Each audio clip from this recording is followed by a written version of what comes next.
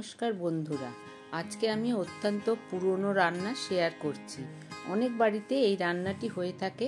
অনেকে এই পাতাগুলিকে বলে খারকোল পাতা, আবার অনেকে বলে ঘাটকোল পাতা।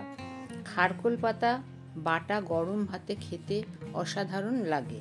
দেখুন বন্ধুরা, আমার ছাদ বাগানে খারকোল পাতা লাগিয়েছিলাম, সেইখান থেকে আমি বড় বড় পাতাগুলি কেটে নিয়েছি। এটা পরিষ্কার জায়গার পাতা। আমার এই পাতাগুলি ধুয়ে কুচিয়ে রেখেছি। দেখে নেওয়া যাক আমাদের আজকের রেসিপিটি। কড়াইতে সর্ষের তেল দিয়েছি। তেল গরম হলে নুন হলুদ মাখানো কয়েকটা চিংড়ি মাছ ওই তেলের মধ্যে দিয়ে ভেজে নিলাম। একটা ধারে রেখেছিলাম কালো জিরে দিলাম। কালো জিরে ভাজার সুন্দর গন্ধ বের হলে রসুনের কোয়া দিলাম। একটু ভাজা ভাজা হলে পেঁয়াজ দিলাম। পেঁয়াজ ভাজা হলে স্বাদ মতো শুকনো লঙ্কা দিয়ে ভাজলাম।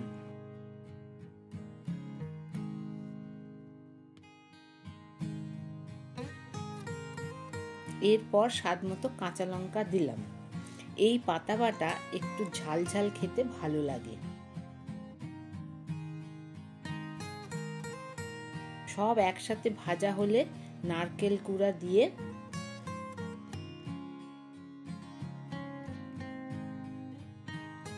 তারপর কুচানো খারকোল পাতা দিয়ে দিলাম।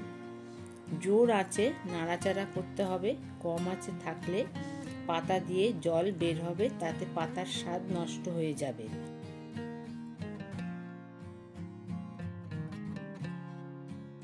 স্বাদ মতো নুন দিলাম।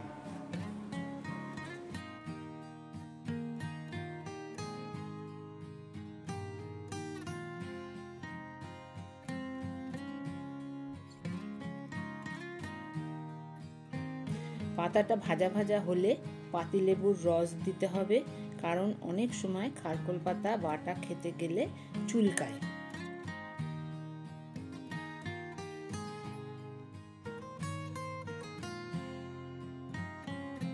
সেই জন্য দেওয়া, তাছাড়া খেতেও খুব স্বাদের হয়। রান্না হয়ে গেলে ঠান্ডা করে শিলপাটাতে বাটলে খুব ভালো খেতে হয়। মিহি করে বাটতে হবে। আমি 3 বার বেটে নিয়েছি, আমার বাটা হয়ে গেছে। আজকে আমার এই সহজ পদ্ধতির রেসিপি কেমন লাগলো কমেন্ট করে জানাবেন।